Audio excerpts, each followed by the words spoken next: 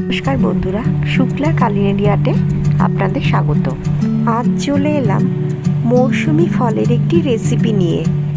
রেসিপিটি হলো লিচি ক্ষীর বা লিচির পায়েস। গ্রীষ্মে লিচু শেষ হওয়ার আগে অবশ্যই একবার বানিয়ে ফেলুন। খুব সামান্য উপকরণ দিয়ে এটি বানানো সম্ভব। তো বন্ধুরা, আসুন দেখে নিই কীভাবে এটি বানানো যায়। এটি বানাতে লাগছে 500 ml ফুল ক্রিম দুধ, 1 কাপ পরিমাণে খোসা ও দানা ছাড়ানো লিচু, 4 টেবিল চামচ গুঁড়ো দুধ।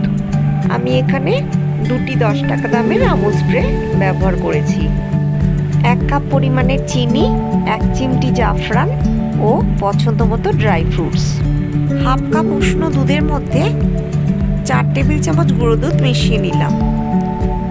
1 কাপ জলের মধ্যে 1 কাপ চিনি ফুটতে দিলাম। চিনির জল ফুটে উঠলে এর মধ্যে ছাড়ানো লিচুগুলো দিয়ে দিলাম। এবার যে দুধ গুলে নিয়েছিলাম, দুধটি ফুল ক্রিম দুধের সাথে মিশিয়ে নিলাম। গ্যাস ওভেন জ্বালিয়ে এই মেশানো দুধ ফুটতে দিলাম। গ্যাসের ফ্লেম একেবারে লো টু মিডিয়ামে রাখতে হবে।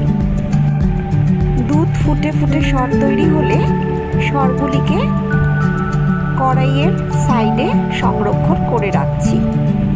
এইভাবে সরগুলিকে ক্রমাগত টেনে টেনে কড়াইয়ের সাইডে দিয়ে সংরক্ষণ করে নিতে হবে। এই সরগুলি এই রেসিপির সবচেয়ে গুরুত্বপূর্ণ উপকরণ। সরগুলি যাতে ভেঙে না যায় সেদিকে খেয়াল রাখতে হবে।